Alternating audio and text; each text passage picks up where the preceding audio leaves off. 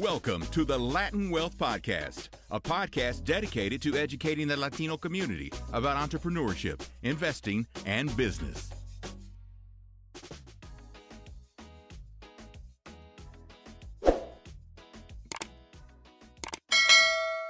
What's going on, Latin Wealth family? Welcome to another episode to the Latin Wealth Podcast. Hopefully you guys are blessed and doing well. As you can see, we're back at the studio again. Super excited for this episode because we're going to be diving into something that's big in the Latino community, which is the pressure, the need to buy your parents a home or to even buy a home that has enough room for your parents, right? So we're going to be diving into some of those challenges today. If you haven't checked out last week's episode, it kind of goes hand in hand with this one in regards to the typical American dream. So I would definitely go back, check out that episode. We gave some great statistics about the American dreams and what people truly want when they think of the American dream, right? So today, once again, Jeremiah, how you feeling, bro? Feeling good, man. This is a topic that is a highly debated topic. Yeah. So look, I'm going to drop some statistics before we get into it. Home ownership is amongst Latino American is at the highest at 51%. Over the past decade, more than 3.2 million Latinos have become homeowners, a 5.4 increase since 2012. And today, nearly 10 million Latinos households own their homes, all right? Research shows that 22% of Latinos home buyers purchased a multi-generational home compared to just 12% of white buyers. The top reason cited was to care for aging parents. So, I don't know about you, but growing up, I had two dreams. Number one, go to the NBA. Okay. Number two, just like everybody else who makes it to the NBA, buy their mama a home. You feel me? Like, I don't know about you, but that was the dream, right? Yeah, that's pretty accurate. And we can definitely still make that happen. But that's kind of what we were fed as kids. Like, you make it. Again, last week we spoke about like grandparents, boomers. Yeah. They love when you get you a home. Yeah, they do. They love when you get you a home. It don't matter what it look like. Just buy the home. Just buy the home. And you made it. Yeah. You feel me? So what do you think about these numbers? Talk to us about your experience when it comes to being a Latino and maybe having that pressure of having to buy a home for your parents or maybe even moving them in. Yeah. I mean, my overall background is a little bit different than other people, but I would say that having a space for my parents was always something that I desired to do, especially in my younger 20s. I tell everybody to always be grateful, always be appreciative of your parents as long as you have them. My mother actually passed when I was 25, so that I was at that point, right? But my dad is still alive.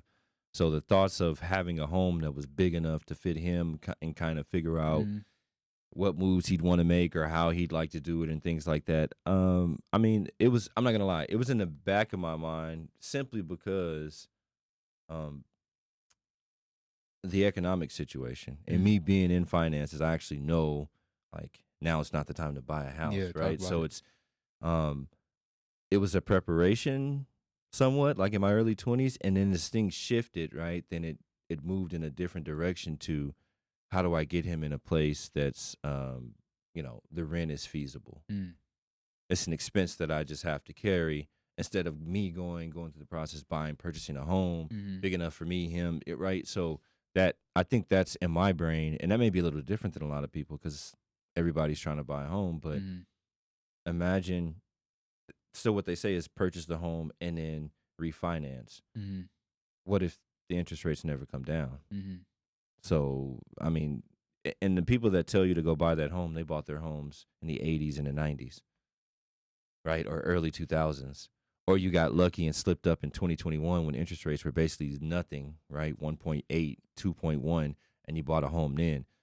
But we have to deal with how things are now. And I'm just saying, as I see finances and everything, there's always pressure for us to purchase a home by the generations before us, right?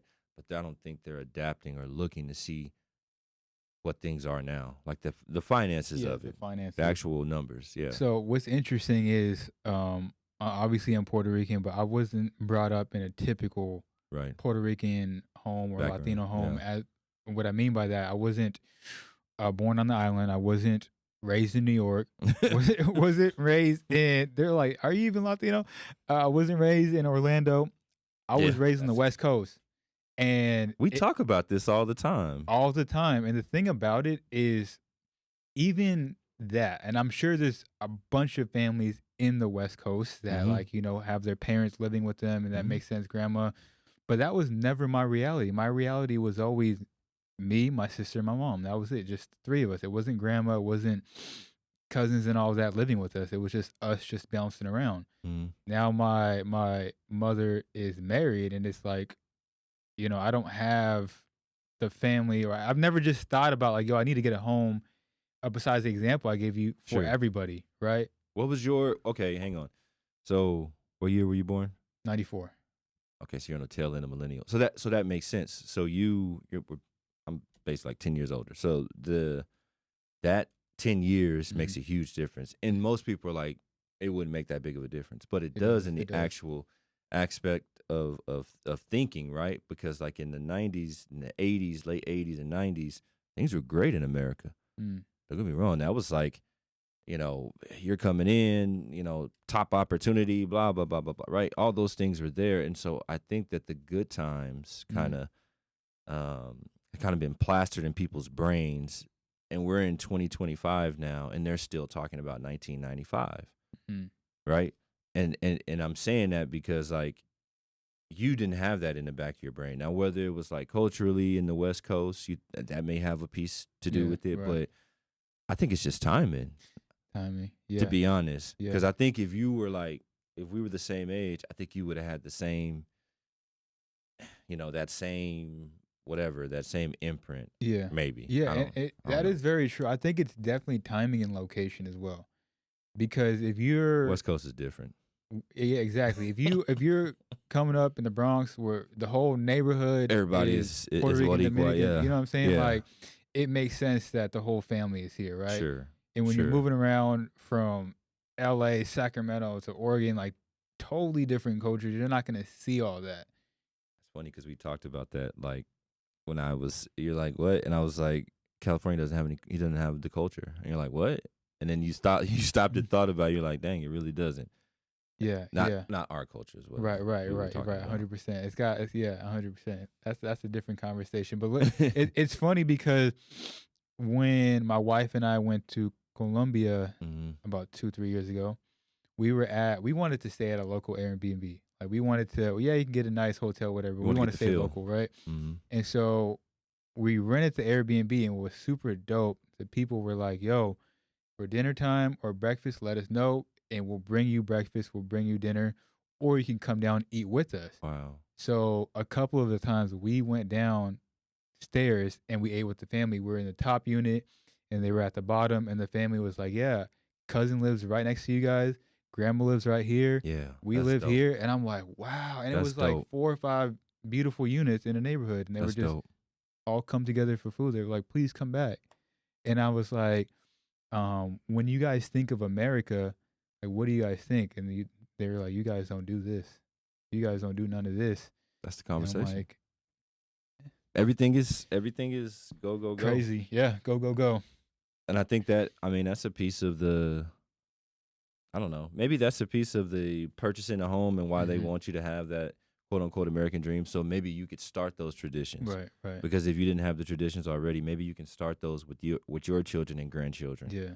And living up the block or owning a house next to you or however, whatever. Which, I mean, I'm not against that, but yeah, things change. Yeah, exactly. To each his own as well. And I don't think we should lose that as a culture, because when people look at the Latino community, they typically always point to that, like, yo, you guys are always about Very the family related. right? And but the conversation that we're trying to have is, does that need to be a pressure into you buying a home, right? Does that need to? I mean, that's unavoidable in the generations that we've had previously, but that'll change. Does that make sense? Because eventually, you're going to be the grandfather, right? So then things change. The output and the conversations and the establishments, right, and the traditions change. And so that's how it is now. That pressure is here now because that's what was successful for them in their generation. But those people pass on, right? That's a part of life. And then you now move into their place and it's completely different. Completely different, yeah. Yeah. So I think it's natural that pressure is there, but it won't be there forever. I mean, in just in a natural sense of life, things change, right?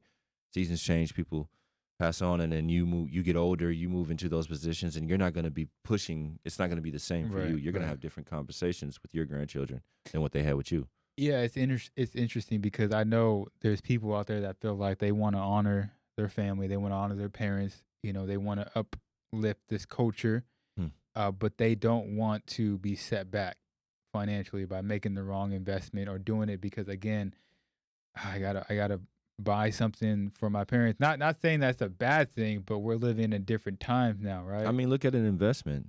If you're going to purchase something for the parents, now a lot of people are against this because it's weird people or strangers next to your family or whatever. But look at a quadplex, a duplex. Look at a multifamily. And maybe you section off 2 or 3 of the apartments, you knock the walls out, and that's for your parents. It's a little bit nicer. You make sure that you have security and stuff like that. But the reason I say that is because then what happens is the rest of the units are now paying for your parents' stay. So maybe that's something to think about. And that's why I tell people investing versus the residential aspect is completely different. If I'm going in to buy multifamily, and I would always start multifamily. I would never start like single family homes like that. It's not the time for that. So what I would do is I would go into multifamily. Is it because it's multiple units, multiple income? Or multiple units, multiple income. They're basically paying for the mortgage. They're paying for what you need to pay, and you get some on top of that. It's passive income. And also the collateralization of that, right? I got rent roll, which is basically how much I've been making from rent from those people. I can take that and then actually get more money. I can get loans. I can do a lot of different things because now that property is a business. In a residence, I mean, you got whatever equity you got in it, and that's it. There's nothing else. It's not generating anything. Yeah. So that might be just some thoughts for people. I'm not totally against the real estate play. It's just the direction that you come into it. But everybody going to go buy a $1 million home to live in, and I mean to me that's not beneficial. And I mean it makes you feel good, it looks good, but financially, is that what you need to do? Right, is that what you need to do? Yeah. You mentioned everybody going out to buy a home. One of the conversations that people have right now is there enough inventory or is there not enough inventory? Where do you stand on that? Because as I'm driving around, this is my opinion, what I see, as I'm driving around Texas, there's communities that are being built everywhere, and a lot of them are vacant. So in my mind, I'm like, there is a surplus of product out there, right? Homes out there. The real estate market is localized though, right? Right. And so it's very location specific. And so in Texas, based upon no state tax, right? The business friendly atmosphere for businesses and developers and things like that, you'll have a lot more building inside of Texas than you will. And that's why businesses are moving here as well, right? So you'll have a lot of developments that are coming in Texas, but you could talk to that same person in Illinois and it's not happening that way. It is a shortage. And in those places, right, state taxes are high and you got, income federal, houses are extremely inflated. And the people that usually the market that you would have of houses where people just move, right? People aren't moving because where would they move, right? Like the interest rate prevents them. They bought that house in 1992. They're not going to move. They might have thought of moving previously, but now with the way things are, they would move and be destitute, right? Yeah. It'd be a loss for them. So depending on the market that you're in, I think that's true. In Texas, obviously, that's not the truth because it's fostering development and building and stuff like that. So, and I think you being in California, what have you seen out there? Because living, they're building left and right in California, but and it's like Southern California, it's expanding all the way into the desert. You know what I'm saying? Oh, it's at the edge now. It's at the edge. Yeah, Valencia. Like as soon as you come in, right, Yeah. off the mountains, it's houses. Yeah. So I would say this. California is the 5th largest economy still in the world. If I'm not mistaken, they just passed Japan. If I'm not So mistaken. they're 4th. I'll look it up. That's what I'm saying. Yeah. So all the people leaving and all, but it's still a financial powerhouse. So they're still developing in California, man. Yeah. It's I see houses coming up, going up everywhere. If they don't have the houses, they'll just build them. That's crazy though. Yep, fourth largest economy in the world. A state. Texas is like what, 7th I gotta find or it. something like that. Yeah, let me see. That's crazy. This U.S. state surpasses Japan to become the world's 4th largest economy. Yeah, that's wild. That's wild. That's a state. So when I look at that, and there are going to be some changes and stuff with California as well, because you know, I think Newsom has aspirations to do higher things. Yeah. I'm pretty. United States, China, Germany, California, Japan, India, United Kingdom. That's the top 7. Top 7. Yeah. Okay. I can So that see where means Texas is Texas. at. I wonder if they're in the top 10. They dropped in. They got to step it up. Yeah. I mean, what do you say? It says it's the 8th largest in the world. So they're 8th. On that list. They're right. They fell one below that. Yeah. Okay, so they're below the UK. I mean, but think about that. You have the 4th largest economy in the world and the 8th inside of your country. Yeah. And you're the number 1. That's it. Those two are big reasons why you're the number 1 for now. For sure. And housing is a big piece of that, because if you don't have anywhere to stay, then how could you work and how could you, Yeah. It's going to be very interesting. Within the next 2 years, we'll see the way that the housing market responds to the tariffs, and a lot of people don't. We've talked about that too, but like the raw material, lumber, steel, all that stuff is going to increase. Copper wire and the wiring and stuff in the electrical components of your house. We'll see. All going to increase Yeah. for sure. Look, we wanted to have this conversation. Let us know what your thoughts are down below. Let us know if you have been brought up to think like, yo, I have to buy a property for my parents, or like I got to move them into the back house. We'd love to know your guys' perspective and thoughts on all of that. And as always, the Latin Wealth family will catch you guys next week. Peace. Peace, guys.